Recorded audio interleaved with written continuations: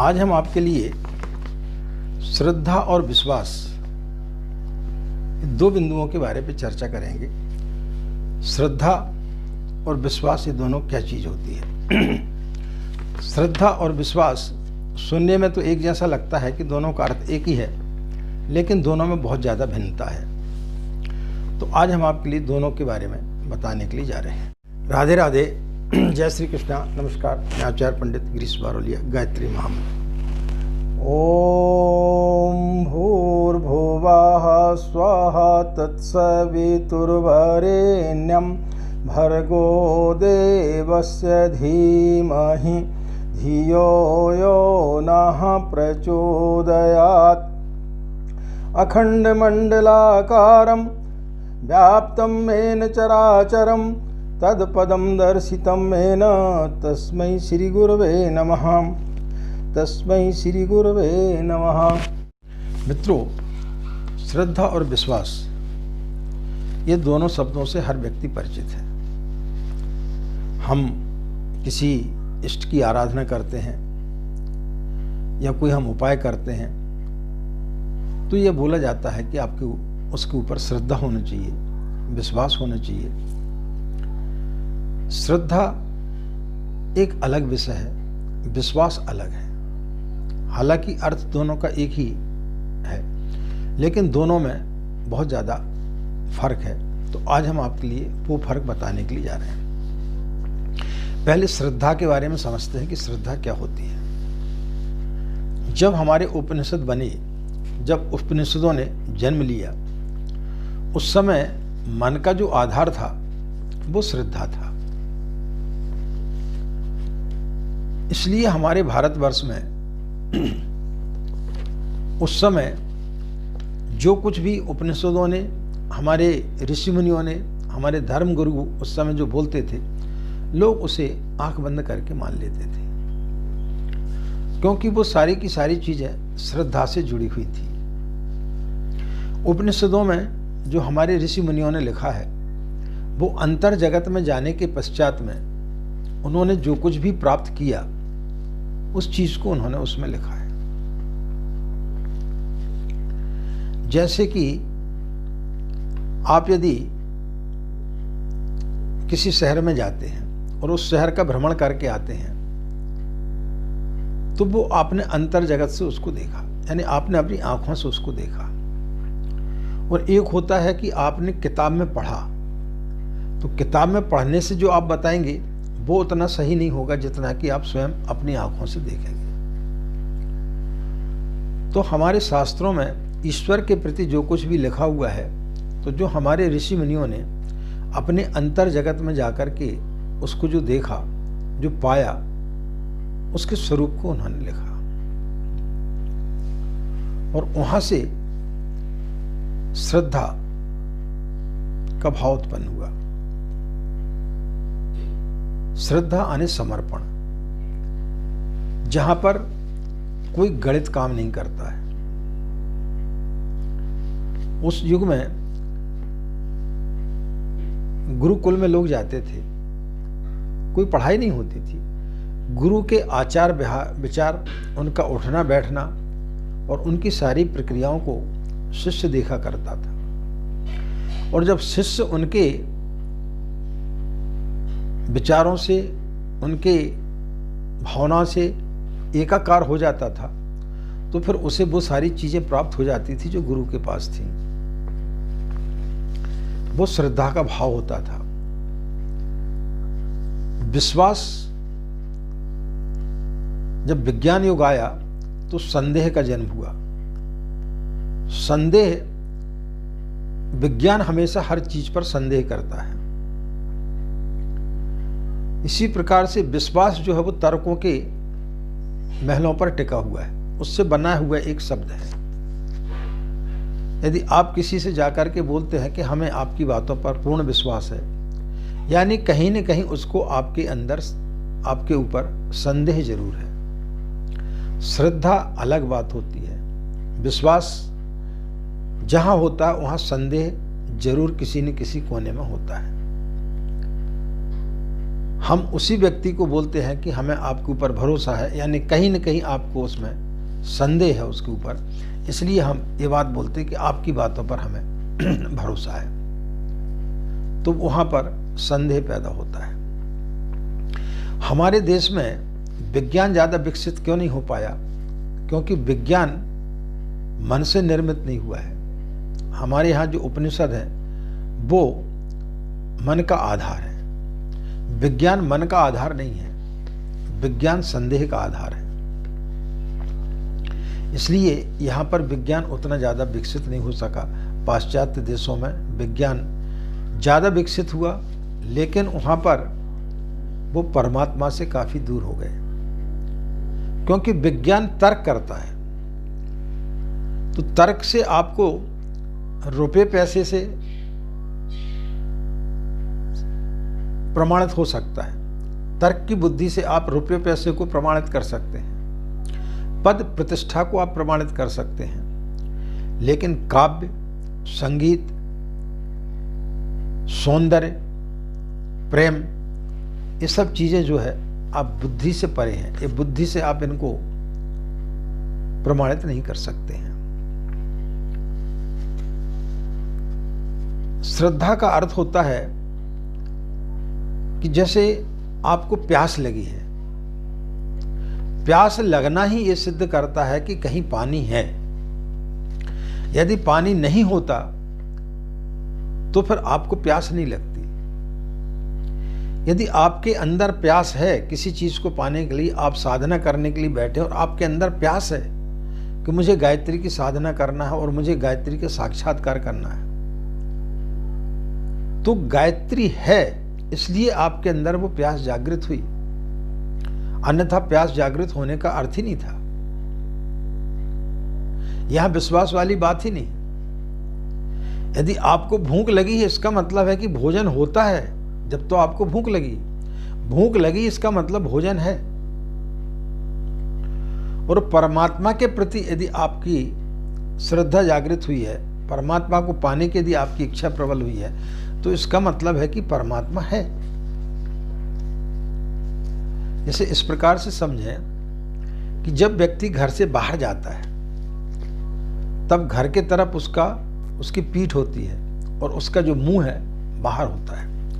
तो इसी प्रकार से जब व्यक्ति पैदा होता है तो उसका मुंह जो है बाहर जगत में होता है, और जब व्यक्ति घर के अंदर आता है, जब आप अपनी ड्यूटी से घर आते हैं, तब फिर आपका मुंह जो है वो घर के अंदर होता है, पीठ बाहर की तरफ होती है। तो जब आप घर के अंदर प्रवेश करते हैं तो फिर आपके लिए आपका परिवार, आपकी सारी चीज़ें वहाँ पर प्राप्त होती है और आप एक सुकून का समय महसूस करते हैं।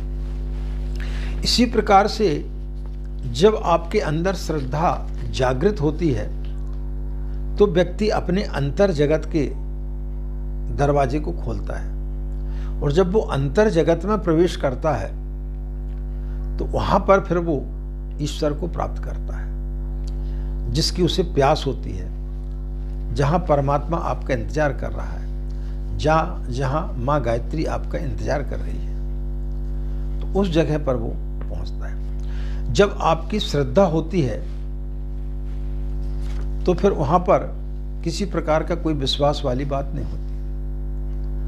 श्रद्धा में आपको श्रद्धा है, आप नाव पर सवार हैं, तूफान आ रहा है, लेकिन आपके अंदर भय नहीं होता कि यदि तूफान आया है तो किनारा भी जरूर होगा। नदी में आप बैठे हैं तो उसका किनारा भी जरूर होगा, तो ईश्वर आपको किनारे तक भी ले जाएगा। एक छोटे से प्रसंग के माध्यम के पश्चात आपको मैं अपनी बात को समाप्त करूंगा। एक व्यक्ति था, वो अपने गुरु की खूब सेवा करता था और प्रतिदिन उनके चरण धुला करके और जो पानी बचता था उसको एक शीशी में भर करके ले आता था, और जो भी लोग उससे मिलने के लिए आते थे, बड़े से बड़ी बीमारियां उस पानी से वो ठीक कर देता था। एक दिन उनके गुरु भी जब बीमार हुए तो उसने उसी पानी से उनको ठीक कर दिया। जब उनके गुरु को पता चला कि मेरे पैरों के पानी में इतनी ज़्यादा शक्ति है कि वो लोगों को ठीक कर देता है। तो एक दिन उन्होंने उस चीज़ का प्रयोग किया लेकिन कोई ठीक नहीं हुआ। तब उन्होंने अपने शिष्य से पूछा, तो उसने के शिष्य ने जवाब दिया कि गुरुदेव, आपको आपके पैरों के पानी पर श्रद्धा नहीं है, लेकिन मुझे श्रद्धा है आपके ऊपर, आपके जल में मुझे श्रद्धा है कि मेरे गुरुदेव के चरण रज का जल है, इससे निश्चित रूप से मैं लोगों को ठीक कर सकता हूँ। तो ये हाँ, मेरी श्रद्धा काम कर रही है। बंदरों को श्रद्धा थी, इसलिए भगवान का राम राम उन्होंने लिखा और पत्थर तैरने लगे, वहां श्रद्धा थी। लेकिन जब स्वयं भगवान ने लिखा तो वो डूब गए। तो मित्रों, जहां श्रद्धा होती है वहां किसी प्रकार का कोई भी अविश्वास या संदेह नहीं होता है। श्रद्धा सिर्फ श्रद्धा होती है। जब आप बच्चे को ऊपर उछालते हैं तो उसे अपने माता पिता के ऊपर इतनी श्रद्धा होती है, उसे पता होता, वो हंसता है, उसे पता होता है कि मेरे पिताजी मुझे गिरने नहीं देंगे। तो जिस दिन आप साधना में बैठते हैं और आपकी यदि श्रद्धा जागृत हो गई तो फिर ईश्वर के निश्चित रूप से आप निकट पहुंच जाएंगे। ईश्वर के पास पहुंचने के लिए सबसे बड़ी श्रद्धा की जरूरत पड़ती है। जिसने अपने अंदर श्रद्धा को जागृत कर लिया वो ईश्वर को प्राप्त कर सकता है। मनुष्य की बुद्धि भी एक जगह जाकर के ठहर जाती है, क्योंकि उसको ठहरने के लिए भी कोई आगे स्थान होना चाहिए। इसलिए लोग बोलते हैं बुद्धम शरणम गच्छामि। उसको भी किसी न किसी की शरण में जाना पड़ता है, क्योंकि बुद्धि से ऊपर परे बहुत सारी चीजें। बुद्धि हर चीज नहीं कर सकती, बुद्धि सिर्फ तर्क कर सकती है। इसलिए जहां हम तर्क करते हैं वहां संदेह होता है। इसलिए विज्ञान जब से आया है तब से लोगों के अंदर संदेह पैदा होने लगे, और उसी संदेह के चलते हम लोगों के ऊपर विश्वास तो करते हैं, बोलते हमें आपके ऊपर विश्वास है, लेकिन विश्वास है उसके मतलब ये है कि आपको कहीं न कहीं संदेह भी है। लेकिन जहाँ श्रद्धा है वहाँ पर फिर सारी चीज़ें तिरोहित हो जाती हैं। फिर व्यक्ति को ईश्वर जहाँ ले जाता है वो वहाँ जाने के लिए तैयार होता है। सुख में भी वो सुखी रहता है, दुख में भी दुखी रहता है। जिस स्थिति में ईश्वर उसको रखता है तो वो यही सोचता है कि शायद ईश्वर की इसी में कुछ अच्छी मर्जी होगी, ईश्वर का शायद कुछ इसमें मेरे लिए अच्छा छिपा होगा, इसलिए भगवान ने ऐसी स्थिति का निर्माण किया है। तो जिस दिन आपके अंदर इस प्रकार के भाव आ जाएंगे कि जो कुछ भी हो रहा है वो उसकी मर्जी से हो रहा है, जो कुछ आज हमारे ऊपर समय खराब आया है उसमें उसकी ही कुछ ना कुछ रजा है, उसमें उसकी कुछ ना कुछ अच्छाई छुपी हुई है कि आगे आने वाले जीवन में वह हमारे लिए गढ़ रहा है, हमें कुछ और अच्छा इससे देना चाह रहा है, हमें कुछ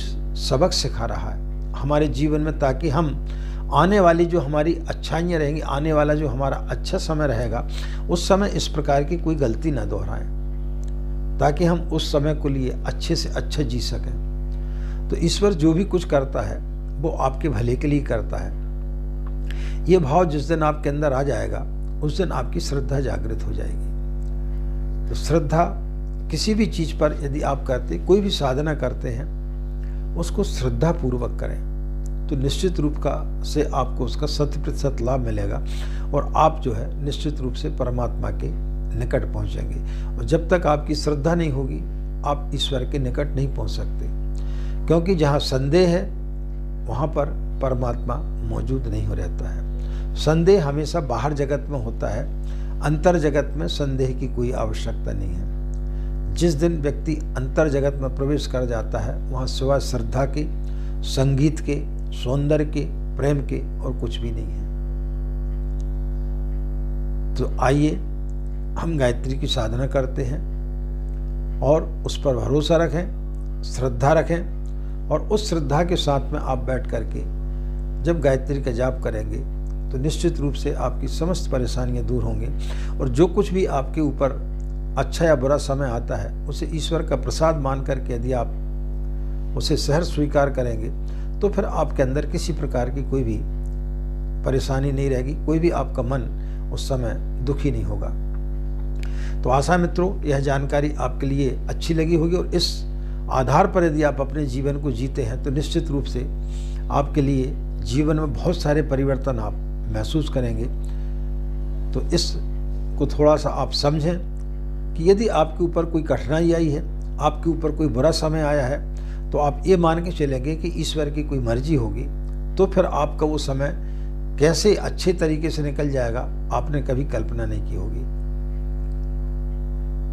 इन्हीं कामनाओं के साथ मित्रों, यदि आप लोगों ने हमारे चैनल को अभी तक सब्सक्राइब नहीं किया है तो उसे सब्सक्राइब जरूर करें और हमारे विचार यदि आपको अच्छे लगते हैं तो उन्हें ज़्यादा से ज़्यादा लोगों को शेयर जरूर करें।